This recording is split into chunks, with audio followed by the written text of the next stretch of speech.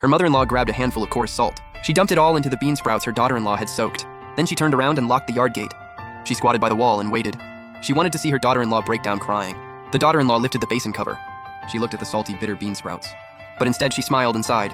Guess heaven wants us to make extra flavorful pickles. When her mother-in-law heard that, she stomped in anger. The daughter-in-law stayed calm. She added clean water and rinsed the sprouts. Then she mixed in chili powder and peppercorns, making crunchy pickles. A passing vendor smelled the aroma. He bought most of it in one go. These pickles smell amazing. I'll take them all. Her mother-in-law was still annoyed. While the daughter-in-law fed the pigs, she pushed over her pickle jar. The pickles spilled all over the ground. The daughter-in-law quietly cleaned it up. She plated the pickles that were still fine. Then she sealed another jar, saying, "Mom, this goes great with porridge." Her mother-in-law complained it was too much trouble, but she kept thinking about those pickles. Making so much of it. She purposely poked several holes in the bamboo basket. Passers-by laughed when they saw the basket leaking pickles. The daughter-in-law found some rags and hemp rope. She quickly patched the basket. Then she sliced up the pickles for everyone to try. Everyone who tasted them rushed to buy some. Before noon, the pickles were sold out. Her mother-in-law got so mad she threw the vegetable basket. That night, she dumped all the soybeans for the pickles into the grain barn. She wanted to stop her from making pickles, but the next day, it poured rain.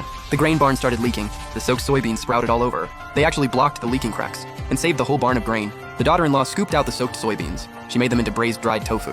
It sold even better than the pickles. Her mother-in-law was furious and anxious. She scattered sharp stones on the path where her daughter-in-law fetched water. She wanted her to trip and fall. The daughter-in-law stepped on the stones and twisted her ankle but said nothing. She still did the laundry, cooked, and handled the housework. A few days later, her mother-in-law went up the mountain to chop firewood. She fell down a dirt slope and couldn't move. She kept shouting, "Help!" The daughter-in-law heard her cries.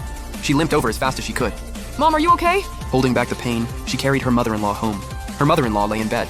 Watching her daughter-in-law rub her leg and change her bandages, her eyes turned red.